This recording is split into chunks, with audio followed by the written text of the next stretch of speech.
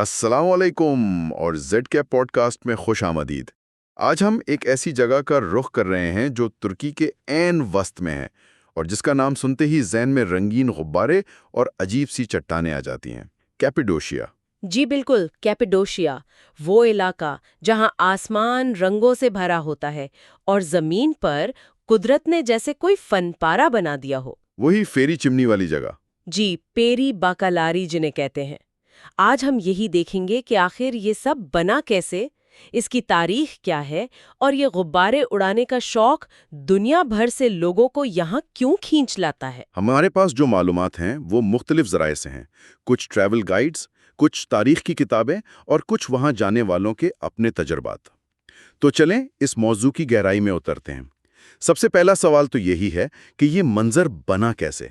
یہ جادوئی سی چٹانیں، یہ فیری چمنیز، ان کے پیچھے کیا سائنس ہے؟ اچھا، اس کی کہانی جو ہے نا وہ لاکھوں سال پرانی ہے۔ کیپیڈوشیا کا علاقہ آتش فشانی سرگرمیوں کا مرکز رہا ہے، مطلب یہاں بہت آتش فشاں پھٹتے رہے ہیں۔ خاص طور پر 3 بڑے پہاڑ، ماؤنٹ ارسیس، ماؤنٹ حسن اور ماؤنٹ میلندز۔ اوہ، آتش فشاں۔ جی، انہوں نے لاکھوں سال پہلے لاوا اور راکھ کی اتنی موٹی تہیں بچھائیں کہ پورا علاقہ ڈھک گیا۔ یہ راکھ جب ٹھنڈی ہو کر جمی تو اس سے ایک نرم سی چٹان بنی، اسے ٹف کہتے ہیں۔ اچھا، تو یہ ٹف نامی نرم چٹان تھی بنیاد۔ یہ ہے، بالکل۔ یہیں سے اصل کہانی شروع ہوتی ہے۔ پھر لاکھوں سال تک موسم نے اپنا کام دکھایا، ہوا، بارش، برف باری، جسے ہم ایروژن کہتے ہیں، کٹاؤ کا عمل۔ جی ہاں، ایروژن۔ اس عمل نے اس نرم ٹف چٹان کو تراشنا شروع کیا۔ اب جہاں جہاں اس ٹف کے اوپر کوئی سخت چٹان کی ٹوپی جیسے بیسالٹ کی تہ موجود تھی، اچھا، وہاں نیچے والی نرم ٹف محفوظ رہ گئی، آس پاس کی چٹان کٹتی گئی اور یہ ستون جیسی شکلیں کھڑی رہ گئیں۔ اوہ، تو یہ ہے وہ فیری چمنیز جن کے سر پر وہ ٹوپی نظر آتی ہے؟ بالکل، ترکی میں پری باکالاری کہتے ہیں۔ ان کی شکلیں بھی مختلف ہیں، کچھ مشروم جیسی، کچھ لمبی نوکیلی، واقعی لگتا ہے جیسے پریوں نے بنائی ہوں۔ یہ تو کمال کی بات ہے۔ اور وادیاں وغیرہ بھی اسی طرح بنی؟ جی ہاں، اسی کٹاؤ کے عمل سے گہری وادیاں، گھاٹیاں، یہ سب وجود میں آئیں، جیسے ریڈ ویلی ہے، روز ویلی، پجن ویلی۔ یہ سب اپنے رنگوں اور انہی چٹانی شکلوں کی وجہ سے مشہور ہیں۔ قدرت کی فنکاری ہے اصل میں۔ واقعی کسی اور ہی سیارے کا منظر لگتا ہوگا۔ اچھا، اب آتے ہیں اس چیز پر جس نے کیپیڈوشیا کو دنیا بھر میں مشہور کر دیا ہے، وہ گرم ہوا کے غبارے۔ ہر تصویر میں وہی نظر آتے ہیں۔ جی ہاں، ہاٹ ایئر بلونز۔ یہ تجربہ واقعی ناقابل فراموش ہوتا ہے۔ تصور کریں، صبح سویرے سورج ابھی نکل رہا ہے اور آپ کے چاروں طرف سینکڑوں رنگ برنگے غبارے آہستہ آہستہ آسمان کی طرف اٹھ رہے ہیں۔ کیپیڈوشیا اس کے لیے بہترین جگہ سمجھی جاتی ہے، خاص طور پر موسم کی وجہ سے۔ موسم؟ کس طرح کا موسم بہتر رہتا ہے؟ زیادہ تر بہار یعنی اپریل سے جون اور خزاں ستمبر اکتوبر، ان مہینوں میں عموماً آسمان صاف ہوتا ہے اور ہوائیں ہلکی رہتی ہیں۔ ہلکی ہوائیں ضروری ہیں؟ جی، بہت ضروری۔ غباروں کی پرواز کے لیے تیز ہوا سب سے بڑا مسئلہ ہے، بارش سے بھی زیادہ۔ اگر ہوا تیز ہو تو پرواز منسوخ ہو جاتی ہے۔ ہمارے پاس ایک فوٹوگرافر کا تجربہ بھی ہے۔ وہ بتا رہے تھے کہ صبح 3:30 بجے اٹھنا پڑا، پھر بریفنگ ہوئی، پھر غباروں کو پھولتے دیکھا۔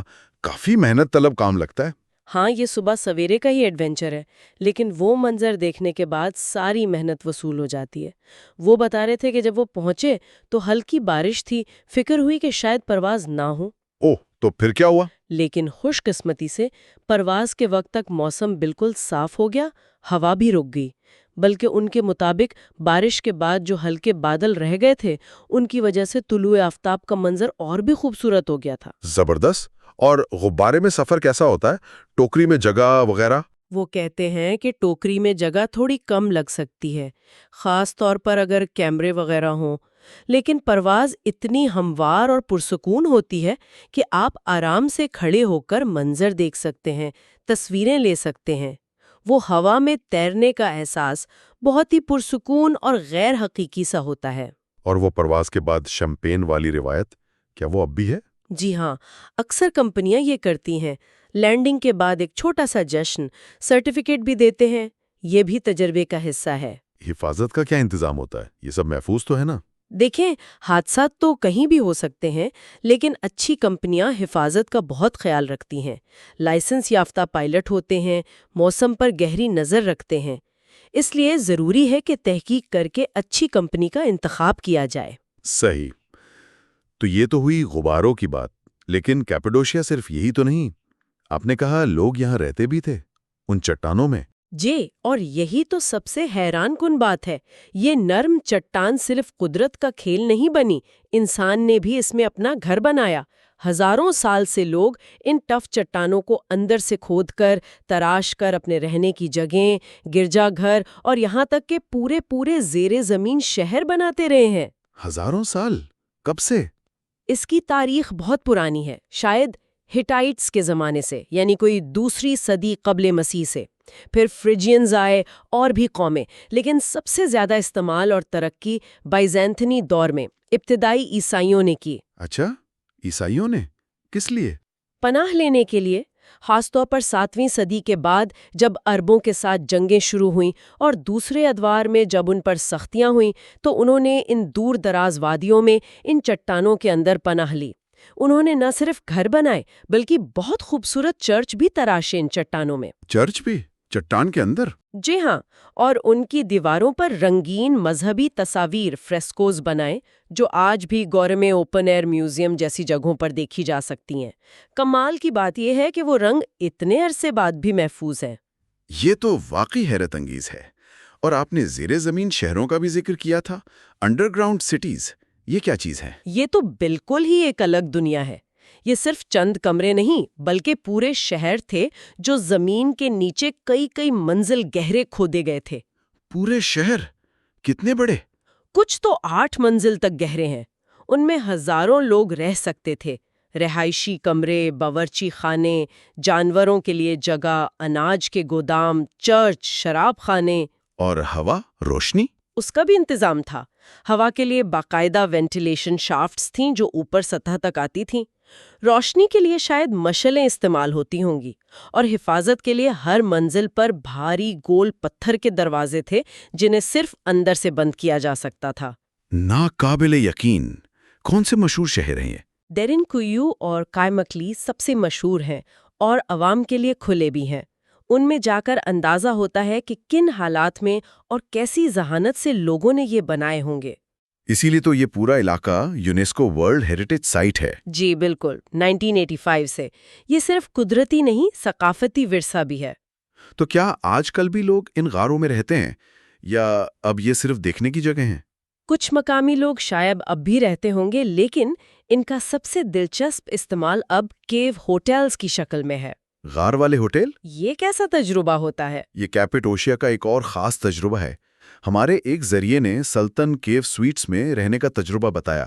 ان کے مطابق کمرہ ایک اصلی غار کو تراش کر بنایا گیا تھا، لیکن اندر تمام جدید سہولیات تھیں، وائی فائی، آرام دہ باتھ روم۔ اچھا۔ اور سجاوٹ روایتی ترکی کے خوبصورت قالین، پرانے طرز کا فرنیچر، ایک ہی وقت میں تاریخی بھی اور آرام دہ بھی۔ اور کمرے سے باہر کا منظر؟ اونٹی کمرے کی کھڑکی سے فیری چمنی نظر آتی تھی، اور ہوٹل کی چھت سے صبح غباروں کا منظر بھی بہت شاندار تھا۔ بہت سے ہوٹل ایسی چھتیں بناتے ہیں خاص طور پر فوٹوگرافی کے لیے۔ واہ، یہ تو واقعی تاریخ میں رہنے جیسا ہوگا۔ اچھا، رہائش کے علاوہ وہاں کی ثقافت کی اور کیا پہلو ہیں؟ دستکاری، کھانے پینے کی چیزیں؟ جی ہاں، کیپیڈوشیا اپنی دستکاری کے لیے بھی مشہور ہے، خاص طور پہ آونوس کا قصبہ۔ وہاں صدیوں سے مٹی کے برتن بنانے کا کام ہوتا ہے۔ وہاں ایک دریا ہے، کزلرمک یعنی ریڈ ریور، اس کی مٹی اس کام کے لیے بہت اچھی سمجھی جاتی ہے۔ تو وہاں جا کر یہ بنتے ہوئے دیکھ سکتے ہیں؟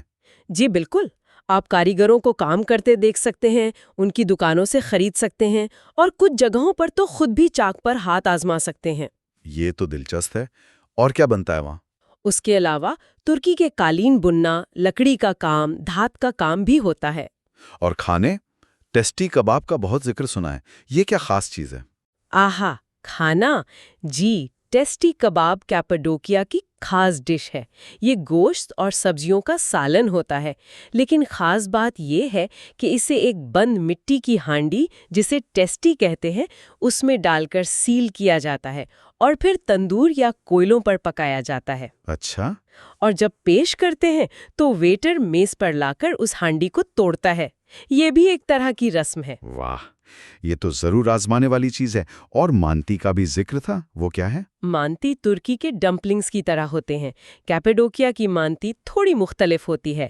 یہ کائزری والی مانتی کی طرح چھوٹی نہیں ہوتی اور اکثر اسے تندور میں پکا کر دہی اور ٹماٹر ساس کے ساتھ پیش کیا جاتا ہے۔ اور بھی کچھ خاص کھانے ہیں وہاں کے؟ ارگوب کے کوفتے یا کوئی سوپ؟ جی، ارگپ میٹ بالز ہیں جن میں گوشت اور بلغور کے ساتھ آلو اور اخروٹ بھی ڈالے جاتے ہیں۔ ایک دوگیو سوپ ہے جو باریک بلغور سے بنتا ہے، سردیوں میں اچھا لگتا ہوگا۔ ایک نیوشہر پان ہے جو کڑھائی کی طرح ہوتی ہے، جس میں دمبے کا گوشت ہوتا ہے، اور گیندیر میں نامی گندم کی ایک ڈش بھی ہے۔ انگور کے رس سے بننے والی ایک جیلی جیسی مٹھائی ہے، اسے ایناٹولین جیلی بین بھی کہتے ہیں۔ اس میں چینی نہیں ڈالتے، صرف انگور کا رس، آٹا اور نشاستہ ہوتا ہے۔ صحت بخش ہوئی۔ جی، ایک اور میٹھا ڈولاز ہے، وہ بھی حلوے جیسا ہوتا ہے اور اس میں بھی چینی کی جگہ انگور کا شیرہ یا شہد استعمال ہوتا ہے۔ اور ایک بہت ہی منفرد چیز ڈرائی کریم یا کرو کائماک ہے۔ یہ دودھ کو خاص طریقے سے خشک کر کے بناتے ہیں، ناشتے میں کھاتے ہیں۔ انگور کا ذکر بار بار آ رہا ہے، لگتا ہے وہاں انگور بہت ہوتا ہے۔ بالکل، کیپاڈوشیا ہزاروں سال سے انگور کی کاشت اور شراب سازی کے لیے مشہور ہے۔ وہاں کی وائنریز بھی ہیں۔ انگور کی وجہ سے ہی پیکمیز یعنی انگور کا گاڑھا شیرہ بھی بہت بنتا ہے۔ اور ہاں، کدو کے بیج بھی وہاں بہت ہوتے ہیں۔ تو خلاصہ یہ ہوا کہ کیپاڈوشیا صرف خوبصورت تصویروں اور غباروں کی جگہ نہیں ہے، یہ تو ارضیات، تاریخ، ثقافت، ایڈونچر اور ذائقوں کا ایک پورا جہان ہے۔ جی ہاں، غبارے میں اڑنے سے لے کر غار میں رہنے تک، زیر زمین شہروں کی سیر سے لے کر ٹیسٹی کباب کھانے تک، یہاں ہر تجربہ منفرد ہے۔ یہ جگہ ہمیں سوچنے پر مجبور کرتی ہے کہ کس طرح زمین کی شکلیں، اس کی تاریخ، وہاں رہنے والے انسانوں کی زندگیوں کو بناتی ہیں۔ بالکل، لاکھوں سال پرانی چٹانیں اور ہزاروں سال پرانی انسانی کہانیاں ایک دوسرے میں گندھی ہوئی ہیں۔ اور انسانی کہانی کا ایک بہت ہی پراسرار باب وہ زیر زمین شہر ہیں۔ آخر وہ کیسے بنائے گئے، ان میں زندگی کیسی گزرتی تھی، کیا راز چھپے ہیں ان میں؟ اگلی بار ہم کیپاڈوشیا کے اسی پہلو یعنی اس کے پراسرار زیر زمین شہروں کی مزید گہرائی میں جائیں گے۔ جاننے کے لیے ہمارے ساتھ رہیے گا۔ تب تک کے لیے اجازت دیجیے۔ اللہ حافظ۔